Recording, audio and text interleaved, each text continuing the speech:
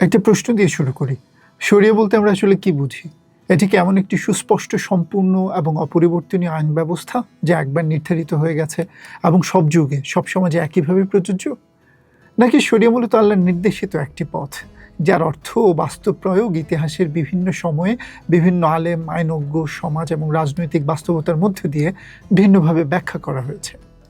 আরেকটু নির্দিষ্ট করে প্রশ্ন করলে, আমরা যখন বলি আমি শরিয়া মানি, তখন কি আমরা সরাসরি শরিয়াকেই অনুসরণ করি, নাকি বাস্তবে আমরা সবসময় শরিয়ার কোনো না কোনো ব্যাখ্যাকে অনুসরণ করি?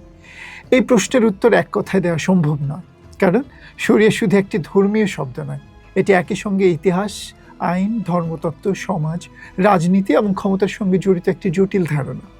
এই প্রশ্নগুলোর উত্তর খুঁজতেই শুরু হচ্ছে আমাদের গবেষণা ভিত্তিক ধারাবাহিকের প্রথম পর্ব। চলুন শুরু করা যাক। আমাদের এই গবেষণার পদ্ধতি ও প্রাথমিক অনুমান হচ্ছে, এই সিরিজে আমরা কোনো পূর্ব নির্ধারিত সিদ্ধান্ত প্রমাণ করতে আসিনি।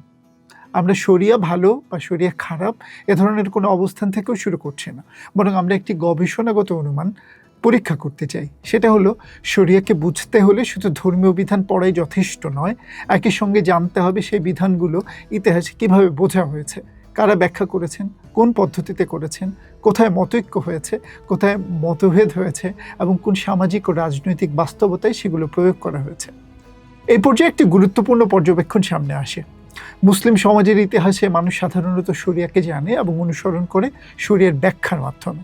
সে ব্যাখ্যা গড়ে উঠেছে নবী পরবর্তী সাহাবি, তাবেই, ফকি, মুজতাহিদ, মুফতি, কাজী, শাসক এবং আধুনিক রাষ্ট্রের দীর্ঘ ঐতিহাসিক প্রক্রিয়ার মধ্য দিয়ে। ফলে ইতিহাসে আমরা যে শরিয়া চর্চা দেখি, তার একটি বড় অংশই ব্যাখ্যা, প্রতিষ্ঠান এবং সামাজিক অনুশীলন ইতিহাসের সঙ্গে অঙ্গাঙ্গিভাবে যুক্ত। তবে এখানে একটি গুরুত্বপূর্ণ সতর্কতা প্রয়োজন। এই পর্যবেক্ষণের অর্থ এই নয় যে শরিয়ার কোনো ঐশী ভিত্তি নেই কিংবা সব ব্যাখ্যাই সমানভাবে গ্রহণযোগ্য। আমাদের উদ্দেশ্য সম্পূর্ণ ভিন্ন। আমরা আলাদা করে দেখতে চাই কোথায় কোরআনের সরাসরি বক্তব্য, হাদিসের ব্যাখ্যা, ফিকহি সিদ্ধান্ত, কোথায় মাযহাবগত মতামত, কোথায় রাজনৈতিক নীতি, আর কোথায় পরবর্তী ইতিহাসের নির্মাণ আলাদা হয়েছে।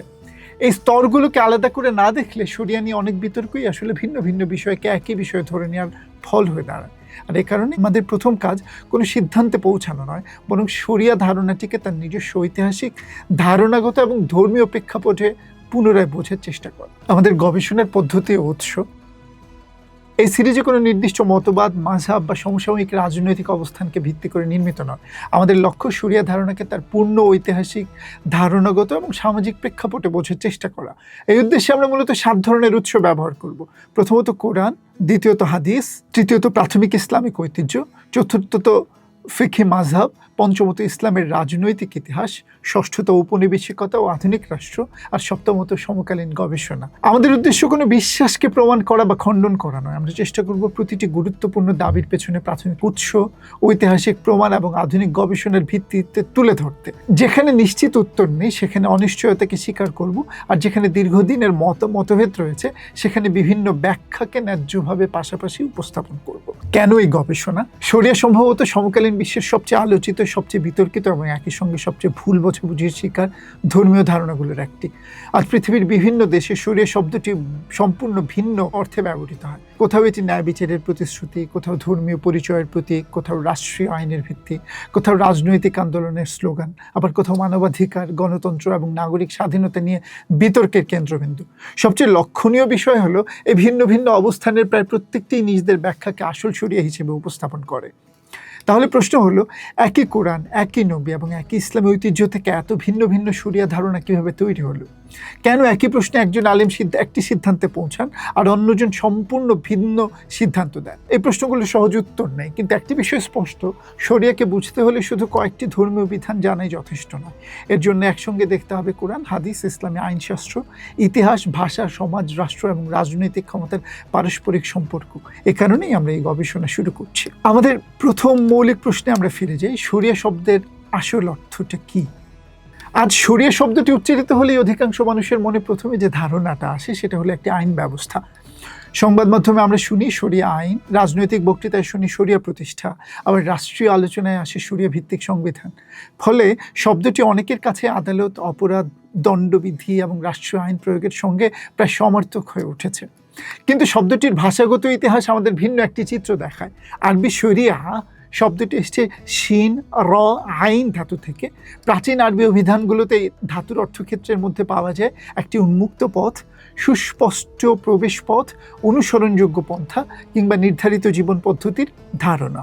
শাস্ত্রীয় আরবি অভিধানগুলোর বহুল উদ্ধৃতি ব্যাখ্যা অনুযায়ী শব্দটি এমন একটি পথকেও নির্দিষ্ট করতে পারে যা মানুষ বা পশুকে পানির উৎসে পৌঁছে দেয়। মরুভূমির সমাজে পানি ছিল জীবন ধারণের অপরিহার্য শর্ত, ফলে জীবনদায়ী পানির দিকে নিয়ে যাওয়া সেই সুস্পষ্ট পথ ধীরে ধীরে সঠিক ও জীবনদায়ী পথের একটি রূপক অর্থও লাভ করে। তবে এখানে একটি সতর্কতা প্রয়োজন। শরিয়া মানেই পানির ঘাটে যাওয়ার রাস্তা, এভাবে শব্দটির অর্থ নির্ধারণ করলে বিষয়টি অতিরিক্ত সরলীকৃত হয়ে যায়। ভাষাতাত্ত্বিকভাবে শব্দটির অর্থক্ষেত্র আরও বিস্তৃত। এতে রয়েছে পথ, নির্দেশিত পন্থা, প্রবেশ পথ, অনুসরণযোগ্য পদ্ধতি, বিধিবদ্ধ অভিমুখের ধারণা। ধর্মীয় প্রেক্ষাপটে এই অর্থটি দ্বারা আল্লাহ মানুষের জন্য যে জীবন পথ নির্ধারণ করেছেন সেই পথ।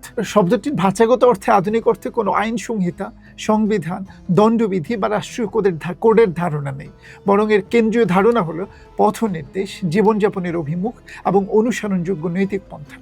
এ কারণে অনেক আধুনিক গবেষক সতর্ক করে বলেন, শরিয়াকে সরাসরি ইসলামিক ল বা ইসলামিক আইন হিসেবে অনুবাদ করলে অর্থের একটি অংশ ধরা পড়ে বটে, কিন্তু পুরো অর্থ ধরা পড়ে না। কারণ ঐতিহাসিকভাবে শরিয়ার পরিসরে শুধু আইনগত বিধানই ছিল না, ছিল উপাসনা, নৈতিকতা, খাদ্যাভ্যাস, ব্যক্তিগত সুচিতা, পবিত্রতা, পারিবারিক সম্পর্ক, ব্যবসায়িক সততা, প্রতিবেশীর অধিকার এবং আত্মিক শৃঙ্খলার মতো বিষয়ও। একই অর্থে শরিয়া শুধু আইন নয়, বরং মানুষের জীবনকে একটি নৈতিক ও ধর্মীয় অভিমুখে পরিচালিত করার সামগ্রিক ধারণা। এবার আমরা আলাপ করব কোরআনে শরী শব্দটি কতবার এসছে।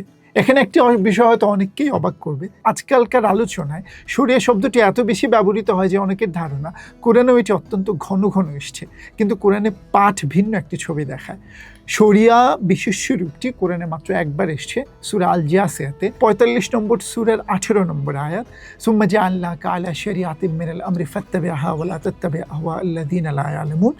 এই আয়াতে আল্লাহ তাআলা বলেন, এরপর আমি তোমাকে দ্বীনের বিষয়ে একটি নির্ধারিত পথে প্রতিষ্ঠিত করেছি, অতএব তুমি সেই পথ অনুসরণ করো। এখানে ব্যবহৃত হয়েছে শারিআতিন মিনাল আমর, যার অর্থ প্রসঙ্গ অনুযায়ী একটি নির্ধারিত পথ, বিধিবদ্ধ পন্থা বা অনুসরণযোগ্য অভিমুখ। লক্ষ্য করার বিষয় হলো, এতে কোনো আইন সংহিতা, রাষ্ট্রীয় কাঠামো বা দণ্ডবিধির তালিকা উপস্থাপন করা হয়নি, বরং নবীকে একটি নির্ধারিত ঈশ্বর প্রদত্ত, আল্লাহ প্রদত্ত পথ অনুসরণের নির্দেশ দেওয়া হয়েছে। একই মূলধাতু থেকে গঠিত শিরা শব্দটি এসেছে সূরা আল মায়েদার 48 নম্বর আয়াতে। সেখানে আরও বলা হয়েছে, তোমাদের প্রত্যেক সম্প্রদায়ের জন্য আমি একটি শিরা এবং একটি মিনহাজ নির্ধারণ করেছি। এখানে শিরা এবং মিনহাজ দুটি শব্দই পাশাপাশি এসেছে। উভয় শব্দই পথ, পদ্ধতি বা জীবনচর্চার নির্ধারিত রীতির ধারণা বহন করে। আরও গুরুত্বপূর্ণ হলো, আয়াতে ভিন্ন ভিন্ন নবুয়তি সম্প্রদায়ের জন্য ভিন্ন ভিন্ন শিরা এবং মিনহাজ থাকার কথাও বলা হয়েছে। অর্থাৎ কোরআনিক ব্যবহারে শব্দটি কেবল মুসলিম সমাজের আইনগত কাঠামো নয়, বরং আল্লাহ প্রদত্ত ধর্মীয় পথের বিস্তৃত ধারণার সঙ্গেও যুক্ত। একই ধাতুর ক্রিয়ারূপ সারাহা এসছে সূরা আশ-শুরার 13 এবং 21 নম্বর আয়াতে, যেখানে প্রসঙ্গ হলো আল্লাহ মানুষের জন্য যে দ্বীন নির্ধারণ করেছেন, নূহ, ইব্রাহিম, মুসা এবং মুহাম্মদ সাল্লাল্লাহু আলাইহি সাল্লামের ধারাবাহিক নবুয়তি ঐতিহ্য এবং তাওহীদের আহ্বান। এই আয়াতগুলোর আলোকে অন্তত 3টি প্রাথমিক পর্যবেক্ষণ করা যায়। প্রথমত, শরিয়া বিশেষ রূপটি কোরআনে মাত্র একবার এসেছে, যদিও একই মূল ধাতুর অন্যান্য রূপ আরও কয়েকবার ব্যবহৃত হয়েছে। দ্বিতীয়ত, যেখানে এই শব্দটি তার সমগোত্রীয় রূপগুলো ব্যবহৃত হয়েছে, সেখানে মূল গুরুত্ব দেওয়া হয়েছে আল্লাহ নির্ধারিত পথ, পদ্ধতি, ধর্মীয় অভিমুখের ওপর। আর তৃতীয়ত, কোরআন নিজে শরিয়াকে আধুনিক অর্থে একটি সংকলিত আইন বিধির প্রযুক্তিগত নাম হিসেবে উপস্থাপন করে না। সেই ধারণার বিকাশ পরবর্তী ইসলামী আইন চর্চা, ফিকহ এবং ঐতিহাসিক অভিজ্ঞতার মধ্য দিয়ে ধীরে ধীরে গড়ে ওঠে। 7 নম্বর অংশ, কোরআনে আইন আছে কিন্তু সেটাই কি শরিয়া কোড? এখানে একটি স্বাভাবিক প্রশ্ন আসে, যদি কোরআনে এত বিধান থাকে তাহলে সেগুলো কি শরিয়া? উত্তর হলো, কোরআনে অবশ্যই বহু বিধান রয়েছে, যেমন উত্তরাধিকার, বিবাহ, তালাক, ঋণ, সাক্ষ্য, খাদ্য, ইবাদত, যুদ্ধ, অপরাধ, দান এবং সামাজিক ন্যায় বিচার। এসব বিষয়ে কোরআনে সুস্পষ্ট নির্দেশনা পাওয়া যায়। কিন্তু একটি বিষয় লক্ষণীয়, কোরআন তার বিধানগুলোকে আধুনিক অর্থে কোনো সংকলিত আইন বিধি বা লিগ্যাল কোড হিসেবে বিন্যস্ত করেননি। এর বিন্যাস আধুনিক আইন বইয়ের মতো ধারা, উপধারা কিংবা বিষয়ভিত্তিক অধ্যায়ে সাজানো নয়, বরং কোরআনের ভাষা একই সঙ্গে ধর্মতাত্ত্বিক, নৈতিক, আখ্যানমূলক, উপদেশমূলক এবং বিধানমূলক। একটি আয়াতে আইনগত নির্দেশ থাকতে পারে, কিন্তু একই আয়াতে ন্যায় বিচার, তাকওয়া, দয়া, ক্ষমা অথবা আখিরাতের যে জবাবদিহির কথাও থাকতে পারে। অর্থাৎ আইন এখানে নৈতিকতা থেকে বিচ্ছিন্ন নয়, বরং তারই অংশ। এ কারণেই সমকালীন ইসলামী আইন বিষয়ক অনেক গবেষক, বিশেষ করে ওয়ায়েল বি হাল্লাক, ইসলামী আইনকে কেবল রাষ্ট্রপ্রণীত পজিটিভ ল হিসেবে নয়, বরং একটি বিস্তৃত নৈতিক ও আইনি ঐতিহ্য, মোরাল লিগ্যাল ট্র্যাডিশন হিসেবে বিশ্লেষণ করেছেন। ফিকের পরিচিত 5টি বিধান শ্রেণীর কথাই ধরা যায়: ওয়াজিব, মুস্তাহাব, মুবাহ, মাকরুহ এবং হারাম। এগুলোর সবই রাষ্ট্রীয়ভাবে বলবৎযোগ্য আইন নয়। কিছু মানুষের জন্য ধর্মীয়ভাবে বাধ্যতামূলক, কিছু উৎসাহিত, কিছু নিরপেক্ষ, কিছু অপছন্দনীয় কিন্তু শাস্তিযোগ্য নয়, আর কিছু নিষিদ্ধ। অর্থাৎ ঐতিহাসিক ইসলামিক আইন চর্চার উদ্দেশ্য শুধু আদালতের জন্য বিধান তৈরি করা ছিল না, মানুষের প্রতি এটি কাজকে ধর্মীয় ও নৈতিক বিচারের আলোয় মূল্যায়ন করাও ছিল তার একটি মৌলিক লক্ষ্য। শরিয়া ও ফিক সবচেয়ে গুরুত্বপূর্ণ পার্থক্য। এবার আমরা এমন একটি বিষয়ে আসছি যা পুরো সিরিজের অন্যতম ভিত্তি। শরিয়া নিয়ে আলোচনার সবচেয়ে বড় বিভ্রান্তিগুলোর একটি হলো শরিয়া এবং ফিককে একই জিনিস মনে করা। কিন্তু এই দুটি ধারণা এক নয়। ফিকা শব্দের আক্ষরিক অর্থ গভীরভাবে বোঝা বা অনুধাবন করা। ইসলামী আইনশাস্ত্রের পরিভাষায় ফিক বলতে বোঝানো হয় কোরআন, সুন্নাহ এবং অন্যান্য স্বীকৃত উৎস ও পদ্ধতির ভিত্তিতে মানুষের কর্ম সম্পর্কিত বিধান নির্ণয়ের জ্ঞান। আধুনিক ইসলামী আইন চর্চা ও একাডেমিক গবেষণায় একটি কার্যকর বিশ্লেষণাত্মক পার্থক্য প্রায় ব্যবহার করা হয়। সেখানে বলা হয় শরিয়া হলো আল্লাহ প্রদত্ত আদর্শ পথ, আর ফিক হলো সেই পথ সম্পর্কে মানুষের উপলব্ধি, ব্যাখ্যা এবং আইনগত সিদ্ধান্ত। এই পার্থক্যের গুরুত্ব অত্যন্ত গভীর। মুসলিম ধর্মতত্ত্বে আল্লাহর জ্ঞানকে পূর্ণাঙ্গ ও ত্রুটিমুক্ত বলে বিশ্বাস করা হয়, কিন্তু মানুষের ব্যাখ্যা সবসময় সীমিত, প্রেক্ষাপট নির্ভর এবং পুনর্বিবেচনাযোগ্য। এ কারণে ইসলামী আইন চর্চার ইতিহাসে একই উৎস থেকে ভিন্ন ভিন্ন আইনগত সিদ্ধান্ত তৈরি হয়েছে। এই প্রক্রিয়ায় ভূমিকা রেখেছে হাদিসের গ্রহণযোগ্যতা নির্ধারণ, আরবি ভাষার ব্যাখ্যা, ইজমা, কিয়াস, ইস্তেহসান, মাসলাহা, স্থানীয় সামাজিক রীতি, মুফতির ফতোয়া এবং কাজীর বিচারিক সিদ্ধান্ত। অর্থাৎ ইতিহাসে মুসলিম সমাজে যে বিশাল আইনগত ঐতিহ্য গড়ে তুলেছে তার বড় অংশই দীর্ঘ ব্যাখ্যাগত প্রক্রিয়ার ফলে বাস্তবে যখন আমরা প্রশ্ন করি শরিয়া কি বলে, তখন প্রায়ই আমাদের আরও কিছু প্রশ্ন করতে হয়। কোন আয়াতের ভিত্তিতে, কোন হাদিসের ভিত্তিতে, কোন ব্যাখ্যা পদ্ধতি অনুসারে, কোন মাযহাবের আলোকে, কোন ফিকহের বিশ্লেষণ অনুযায়ী এবং কোন ঐতিহাসিক ও সামাজিক প্রেক্ষাপটে। এই প্রশ্নগুলোর উত্তর ভিন্ন হলে আইনগত সিদ্ধান্তও ভিন্ন হতে পারে। তবে এখানে একটি গুরুত্বপূর্ণ সতর্কতা প্রয়োজন। আজ আমরা যে শরিয়া, ঐশী, ফিকহে, মানবিক এই স্পষ্ট পার্থক্যটি ব্যবহার করি তা ইসলামী ইতিহাসের প্রতিটি যুগেই একইভাবে পরিভাষাগত নিয়ম হিসেবে ব্যবহৃত হয়নি। ক্লাসিক্যাল ইসলামী সাহিত্যের বহু গ্রন্থে শরিয়া এবং ফিক শব্দ দুটি কখনো পৃথক অর্থে, আবার কখনো প্রায় সমর্থকভাবেও ব্যবহৃত হয়েছে। অতএব এই পার্থক্যটিকে ইসলামী চিরন্তন পরিভাষাগত সংজ্ঞা হিসেবে নয়, বরং আধুনিক গবেষণা ও আইনতাত্ত্বিক বিশ্লেষণে বহুল ব্যবহৃত একটি কার্যকর ব্যাখ্যামূলক কাঠামো হিসেবে বুঝতে পারাই অধিক যথাযথ। আর এই পার্থক্যটি বোঝা গেলে পরবর্তী প্রশ্নটি স্বাভাবিকভাবেই সামনে আসে। যদি ফিক মানুষের ব্যাখ্যা হয়, তাহলে এতগুলো ভিন্ন ভিন্ন মাযহাব তৈরি হলে কিভাবে, সেটাই আমরা এখন দেখব। মাযহাবের অস্তিত্ব আমাদের কি শেখায়? এখন একটি বিষয় লক্ষ্য করুন, হানাফি, মালিকি, শাফি, হাম্বলি, জাফরি এবং ইবাদি এইসব আইনগত ঐতিহ্যই কোরআন সুন্নাহকে ইসলামের মৌলিক উৎস হিসেবে স্বীকার করে। তবু বহু বিষয়ে তাদের সিদ্ধান্ত এক নয়। কেন? কারণ পার্থক্য শুধু উৎসে নয়, পার্থক্য রয়েছে উৎস ব্যবহারের পদ্ধতিতে। কোন হাদিস কতটা গ্রহণযোগ্য, কোন আরবি শব্দের অর্থ কোন প্রেক্ষাপটে কি হবে, কিয়াস কতদূর ব্যবহার করা যাবে, স্থানীয় রীতি কতটা বিবেচনায় নেওয়া হবে, জনকল্যাণ বা মাসলাহা কতটা ভূমিকা রাখবে, এসব প্রশ্নে বিভিন্ন আইনজ্ঞ মাযহাবের অবস্থান এক ছিল না। ফলে একই কোরআন এবং একই সুন্নাহকে ভিত্তি করেও ভিন্ন ভিন্ন আইনগত সিদ্ধান্ত গড়ে উঠেছে। এই বাস্তবতা একটি গুরুত্বপূর্ণ বিষয় স্পষ্ট করে। ধর্মীয় পাঠ নিজে নিজে আইনগত সিদ্ধান্তে রূপান্তরিত হয় না। সেই সিদ্ধান্তে পৌঁছাতে প্রয়োজন হয় ভাষাগত বিশ্লেষণ, ব্যাখ্যা পদ্ধতি, আইনতাত্ত্বিক নীতি ও নির্দিষ্ট ঐতিহাসিক প্রেক্ষাপটের এবং ব্যাখ্যাতার রাজনীতির। এ কারণে শরিয়াকে মুসলিম ধর্মতত্ত্বে একক ঐশী পথ হিসেবে বিবেচনা করা হলেও ইতিহাসে তার ব্যাখ্যা, প্রয়োগ এবং আইনগত বিকাশ ছিল বহুমাত্রিক। তাই একজন ইতিহাসবিদ এবং আইন গবেষক প্রায় শরিয়ার বিভিন্ন ঐতিহাসিক ব্যাখ্যা, বিভিন্ন আইনগত ঐতিহ্য বা শরিয়ার বিভিন্ন প্রাতিষ্ঠানিক রূপ এসব পরিভাষা ব্যবহার করেন।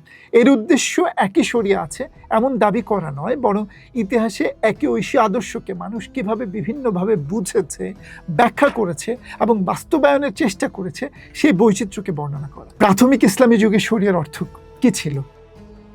প্রথম যুগের মুসলিমের কাছে শরিয়া প্রধানত একটি সামগ্রিক ধর্মীয় জীবনের ধারণা বহন করত। সেই সময় আধুনিক অর্থে ধর্ম, আইন এবং নৈতিকতা এই পৃথক বিভাগগুলো আজকের মতো সুস্পষ্টভাবে আলাদা ছিল না। বিশ্বাস, ইবাদত, নৈতিক আচরণ, সামাজিক সম্পর্ক এবং আইনগত বিধান সবই একই ধর্মীয় জীবনের অংশ হিসেবে বিবেচিত হতো। এই কারণে প্রাথমিক ও মধ্যযুগীয় ইসলামী সাহিত্যে শরিয়া শব্দটি বিভিন্ন প্রেক্ষাপটে ব্যবহৃত হয়েছে। কখনো এটি আল্লাহ প্রদত্ত জীবন বোঝাতে, কখনো কোনো নবীর অনুসৃত ধর্মীয় পথ বোঝাতে, কখনো সামগ্রিক ধর্মীয় বিধান বোঝাতে, আবার কখনো ফিকহি ঐতিহ্যের বিস্তৃত পরিসর নির্দেশ করত। আরও একটি ঐতিহাসিক তথ্য এখানে উল্লেখযোগ্য, মধ্যযুগীয় আরবি ভাষায় রচিত কিছু ইহুদি ও খ্রিস্টান গ্রন্থেও শরিয়া শব্দটি নিজ নিজ ধর্মীয় বিধান বা ধর্মীয় আইনের অর্থে ব্যবহৃত হয়েছে। এটি দেখায় যে শব্দটি ইতিহাসের একটি দীর্ঘ পর্যায়ে কেবল মুসলিম দণ্ডবিধির প্রযুক্তিগত নাম হিসেবে সীমাবদ্ধ ছিল না, বরং আরও বিস্তৃত অর্থক্ষেত্রে ব্যবহৃত হতো। অন্যদিকে ইসলামী আইনশাস্ত্রের প্রাতিষ্ঠানিক বিকাশও ধীরে ধীরে ঘটেছে। নবী মুহাম্মদ সাল্লাল্লাহু আলাইহি সাল্লামের ইন্তেকালের পরে মুসলিম সমাজ দ্রুত আরব উপদ্বীপের বাইরে বিস্তৃত হয়। নতুন অঞ্চল, নতুন ভাষা, নতুন অর্থনৈতিক ব্যবস্থা এবং নতুন সামাজিক বাস্তবতার মুখোমুখি হয়ে এমন বহু প্রশ্নের উদ্ভব হয় যেগুলো সরাসরি সমাধান প্রাথমিক পাঠে পাওয়া যেত না। এই নতুন বাস্তবতার প্রেক্ষাপটে ধীরে ধীরে বিকশিত হয় আঞ্চলিক আইন চর্চা, মাযহাব, উসুলুল ফিকহ, ফতোয়া প্রদানের প্রতিষ্ঠান এবং বিচার ব্যবস্থার বিভিন্ন রীতি। অর্থাৎ ইসলামী আইন একটি দীর্ঘ ধারণাগত, সামাজিক এবং প্রাতিষ্ঠানিক বিকাশের ফল। এটি একদিনে রচিত কোনো সম্পূর্ণ আইন সংহিতা ছিল না, বরং কয়েক শতাব্দী ধরে চলমান ব্যাখ্যা, বিতর্ক, পরিমার্জন এবং প্রয়োগের একটি ধারাবাহিক ঐতিহাসিক প্রক্রিয়া ছিল। ঐতিহাসিক শরিয়া কি শুধু রাষ্ট্রের আইনে ছিল? আজ আমরা যখন আইন বলি তখন সাধারণত রাষ্ট্রকেই কল্পনা করি। সংসদ আইন প্রণয়ন করে, সরকার তা বাস্তবায়ন করে, আর আদালত তার ব্যাখ্যা দেয়। কিন্তু প্রাক-আধুনিক মুসলিম সমাজে ইসলামী আইন চর্চার কাঠামো ছিল ভিন্ন। শরিয়া ভিত্তিক আইনগত ঐতিহ্য গড়ে তোলার দায়িত্ব শুধু শাসকের হাতে কেন্দ্রীভূত ছিল না। ফকিহরা আইনগত মত গড়ে তুলতেন এবং মাযহাব ভিত্তিক জ্ঞান চর্চাকে বিকশিত করতেন। মুফতিরা ব্যক্তি ও সমাজের প্রশ্নের উত্তরে ফতোয়া দিতেন। কাজীরা নির্দিষ্ট বিরোধের বিচার করতেন। অনেক ক্ষেত্রে স্থানীয় সামাজিক রীতি ও আইনগত বিবেচনা স্থান পেত এসব বিচার বিবেচনায়। অন্যদিকে শাসকেরাও প্রশাসনিক প্রয়োজন, জনশৃঙ্খলা এবং রাষ্ট্রের পরিচালনার স্বার্থে বিভিন্ন বিধান জারি করতেন, যেগুলো সবসময় ফিকহের গ্রন্থ থেকে সরাসরি নেওয়া হতো না। অর্থাৎ ঐতিহাসিক বাস্তবতায় অন্তত কয়েকটি পরস্পর সম্পর্কিত স্তর পাশাপাশি কাজ করত। কুরআন, সুন্নাহ, ফকিহদের ব্যাখ্যা ও মাযহাবগত মত, মুফতিদের ফতোয়া, কাজীদের বিচারিক সিদ্ধান্ত, স্থানীয় সামাজিক রীতি এবং শাসকের প্রশাসনিক ও রাজনৈতিক বিধান। এই স্তরগুলো একে অপরের সঙ্গে সম্পর্কিত হলেও অভিন্ন ছিল না। এ কারণেই কোনো মুসলিম সাম্রাজ্যে প্রচলিত প্রতিটি রাষ্ট্রীয় বিধানকে সরাসরি আল্লাহর অপরিবর্তনীয় শরিয়া বলে চিহ্নিত করা ইতিহাসের জটিল বাস্তবতাকে অতিরিক্ত সরল করে ফেলার ঝুঁকি তৈরি করে। আধুনিক শরিয়া আইন ধারণার উত্থান। ঊনবিংশ ও বিংশ শতাব্দীতে আধুনিক জাতিরাষ্ট্র, ঔপনিবেশিক প্রশাসন, লিখিত সংবিধান এবং কোডিফাইড আইন ব্যবস্থার বিস্তারের ফলে শরিয়া ধারণার ব্যবহারও একটি গুরুত্বপূর্ণ পরিবর্তন ঘটে। প্রাক-আধুনিক যুগে ইসলামী আইনচর্চা ছিল বিস্তৃত, বিকেন্দ্রীভূত এবং বহুস্তরীয়। কিন্তু আধুনিক রাষ্ট্র পরিচালনার জন্য লিখিত, একরূপ এবং রাষ্ট্রীয়ভাবে বলবৎযোগ্য আইন সংহিতার প্রয়োজন দেখা দেয়। এই প্রক্রিয়ায় বিভিন্ন ঔপনিবেশিক প্রশাসন এবং পরবর্তী মুসলিম সংখ্যাগরিষ্ঠ রাষ্ট্রগুলো ইসলামী আইনচর্চার বিশাল ঐতিহ্য থেকে নির্দিষ্ট কিছু অংশ নির্বাচন করে রাষ্ট্রীয় আইনে অন্তর্ভুক্ত করতে শুরু করে। অনেক অঞ্চলে বিশেষভাবে পারিবারিক আইন, উত্তরাধিকার এবং ব্যক্তিগতভাবে অবস্থান সংক্রান্ত বিধানগুলোকে পৃথক করে মুসলিম পার্সোনাল ল হিসেবে সংহত করা হয়। অন্যদিকে ফৌজদারি আইন, বাণিজ্যিক আইন, প্রশাসনিক আইন এবং প্রমাণবিধির মতো বহু ক্ষেত্রে ইউরোপীয় আইন ব্যবস্থা ধীরে ধীরে প্রধান অবস্থান গ্রহণ করে। ফলে শরিয়া ধারণার সামাজিক বাস্তবতাতেও পরিবর্তন এসছে। মুফতি, মাযহাব, সামাজিক রীতি, নৈতিক অনুশীলন এবং বিচারিক ব্যাখ্যার যে বিস্তৃত জগৎ বহু শতাব্দী ধরে ইসলামী আইনচর্চার অংশ ছিল, আধুনিক রাষ্ট্রের অধীনে তার একটি অংশ নির্বাচিত ও সংকলিত হয়ে রাষ্ট্রীয় আইনে রূপ নিতে শুরু করে। এর সঙ্গে আরও একটি গুরুত্বপূর্ণ পরিবর্তন ঘটে। ধীরে ধীরে রাষ্ট্র নিজেই নির্ধারণ করতে শুরু করে শরিয়ার কোন ব্যাখ্যাকে সরকারি আইন হিসেবে গ্রহণ করা হবে। এই ঐতিহাসিক প্রেক্ষাপটেই আধুনিক যুগে শরিয়া প্রতিষ্ঠা কথাটির নানা অর্থ তৈরি হয়। কখনো তা সংবিধানে ইসলামকে আইন প্রণয়নের একটি উৎস হিসেবে স্বীকৃতি দেওয়াকে বোঝায়, কখনো নির্দিষ্ট ফিকহি বিধানকে রাষ্ট্রীয় আইনে অন্তর্ভুক্ত করাকে বোঝায়, কখনো ইসলামী পারিবারিক আইন, শরিয়া আদালত বা হুদুদ বিষয়ক আইন বাস্তবায়নের দাবিকে বোঝায়। অর্থাৎ আজ শরিয়া আইন বলে আমরা যে ধারণাটিকে বুঝি, সেটি মূলত আধুনিক রাষ্ট্র, আইন সংহিতা এবং কোডিফিকেশনের ইতিহাসের সঙ্গে গভীরভাবে সম্পর্কিত। এই কারণে আধুনিক রাষ্ট্রীয় শরিয়া আইনের ধারণাকে শরিয়া শব্দটির সঙ্গে সমগ্র ঐতিহাসিক অর্থের সমর্থক হিসেবে ধরে নেওয়া যায় না, বরং এটি শরিয়ার দীর্ঘ ইতিহাসের একটি নির্দিষ্ট আধুনিক রূপ, যা বিশেষ রাজনৈতিক এবং আইনগত এবং প্রাতিষ্ঠানিক পরিবর্তনের মধ্য দিয়ে গড়ে উঠেছে। শরিয়া কি একটি প্রস্তুত আইন বই? জনপ্রিয় আলোচনায় প্রায় এমন একটি ধারণা তৈরি হয় যেন কোথাও একটি সম্পূর্ণ অভিন্ন এবং সর্বসম্মত শরিয়া আইন সংকলিত অবস্থায় রয়েছে, রাষ্ট্র সেটি শুধু গ্রহণ করে কার্যকর করবে। কিন্তু ইসলামী আইন চর্চার ইতিহাস বাস্তবে অনেক বেশি জটিল। মুসলমানদের প্রধান ধর্মগ্রন্থ কোরআন, হাদিসের একাধিক স্বীকৃত সংকলন রয়েছে, ফিকহের শত শত গ্রন্থ রয়েছে, বিভিন্ন মাযহাব রয়েছে, এমনকি একই মাযহাবের মধ্যেও প্রধান মত, বিকল্প মত, পরবর্তী সংশোধন, আঞ্চলিক চর্চা এবং বিচারিক প্রয়োগে পার্থক্য দেখা দেয়। এই বাস্তবতায় কেউ যখন শরিয়া বাস্তবায়ন বা শরিয়া আইন চালু করার কথা বলেন, তখন কিছু মৌলিক প্রশ্ন স্বাভাবিকভাবেই সামনে আসে। কোন মাযহাবের ব্যাখ্যা অনুসরণ করা হবে? কোন মাযহাবের কোন মত গ্রহণ করা হবে? কোন সময়ের আইন গ্রন্থকে অগ্রাধিকার দেওয়া হবে? রাষ্ট্র নিজেই কি ব্যাখ্যা নির্বাচন করবে, নাকি আলেম ও আইনজ্ঞদের ঐক্যমতের ভিত্তিতে সিদ্ধান্ত হবে? মতভেদ দেখা দিলে চূড়ান্ত সিদ্ধান্তের কর্তৃত্ব কার হাতে থাকবে? নতুন সমস্যার ক্ষেত্রে ইজতিহাদের দায়িত্ব কে পালন করবে? এবং সংখ্যালঘু মাযহাব বা ভিন্ন আইনগত ব্যাখ্যার অবস্থান কি হবে? এই প্রশ্নগুলো শরিয়ার বিরোধিতা নয়, বরং এগুলো দেখায় যে শরিয়াকে একটি সাধারণ রাজনৈতিক স্লোগান হিসেবে নয়, বরং একটি বাস্তব আইনগত ঐতিহাসিক প্রস্তাব হিসেবে আলোচনা করতে হলে এসব প্রশ্নের উত্তর অপরিহার্য। আর এখানেই একটি গুরুত্বপূর্ণ পর্যবেক্ষণ সামনে আসে। রাজনৈতিক ভাষ্যে অনেক সময় একটি নির্দিষ্ট ব্যাখ্যাকে শরিয়ার একমাত্র বৈধ রূপ হিসেবে উপস্থাপন করা হয়, আর অন্যান্য ব্যাখ্যাকে গৌণ বা অগ্রহণযোগ্য হিসেবে দেখানো হয়।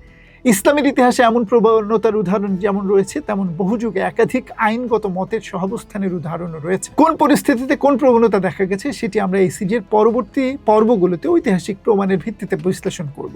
শরিয়াকে বিমূর্ত বা নর্মেটিভ ধারণা বলা হয় কেন? এখন একটি গুরুত্বপূর্ণ প্রশ্ন আসে, যদি শরিয়া একটি পথ বা নর্মেটিভ ধারণা হয়, তাহলে কি এর অর্থ এই যে ইসলাম কোনো নির্দিষ্ট বিধান নেই? একেবারেই তা নয়। কোরআনে উত্তরাধিকার, উপাসনা, বিবাহ, তালাক, আর্থিক লেনদেন এবং আরও বহু বিষয়ে তুলনামূলকভাবে নির্দিষ্ট নির্দেশনা রয়েছে। তাহলে শরিয়াকে বিমূর্ত বা নর্মেটিভ ধারণা বলা হয় কেন? এর কারণ হলো শরিয়া সামগ্রিকভাবে আল্লাহ প্রদত্ত ন্যায়, সত্য এবং সঠিক জীবন ধারণের ধারণাকে নির্দেশ করে। কিন্তু সেই নির্দেশ বাস্তব জীবনের নির্দিষ্ট আইনগত সিদ্ধান্তে রূপ দিতে হলে কিছু মানবিক ধারণাগত কাজ অনিবার্য হয়ে ওঠে। যেমন কোন পাঠকে কিভাবে বোঝা হবে, কোন শব্দের অর্থ কোন প্রেক্ষাপটে নির্ধারণ করা হবে, আপাত দৃষ্টিতে ভিন্নমুখী দলিলগুলোর সমন্বয় কিভাবে তৈরি করা হবে, ঐতিহাসিক প্রেক্ষাপট কতটা বিবেচনায় নেওয়া হবে, সাধারণ নীতি থেকে নির্দিষ্ট বিধান কিভাবে নির্ণীত হবে, নতুন সমস্যার সঙ্গে পূর্ববর্তী নজিরের সম্পর্ক কিভাবে স্থাপন করা হবে, এবং জনকল্যাণ, ক্ষতি কিংবা সামাজিক বাস্তবতাকে কতটা গুরুত্ব দেওয়া হবে। এই প্রতিটি ধাপই মানুষের ধারণাগত প্রচেষ্টার অংশ। ফলে শরিয়ার উৎসকে মুসলিম ধর্মতত্ত্বে ঐশী বলে বিশ্বাস করা হলেও শরিয়ার আইনগত, সামাজিক এবং রাজনৈতিক প্রকাশ সবসময়ই মানুষের ব্যাখ্যা, বিচারবোধ এবং প্রাতিষ্ঠানিক চর্চার মধ্য দিয়েই বাস্তব রূপ লাভ করে। আর এখানেই এই গবেষণার একটি মৌলিক পার্থক্য নিহিত। আল্লাহর নির্দেশ এবং সেই নির্দেশ সম্পর্কে মানুষের ব্যাখ্যা, এই দুটি বিষয় এক নয়। কোনো আলেম, ফকিহ বা আইনজ্ঞ আন্তরিকভাবে বিশ্বাস করতে পারেন যে তার ব্যাখ্যাই শরিয়ার সবচেয়ে সঠিক উপলব্ধি। তবু সেই ব্যাখ্যা ভাষা, ব্যাখ্যা পদ্ধতি, মাযহাব, উপলব্ধ প্রমাণ, সামাজিক বাস্তবতা এবং ঐতিহাসিক প্রেক্ষাপটের বাইরে গড়ে ওঠে না।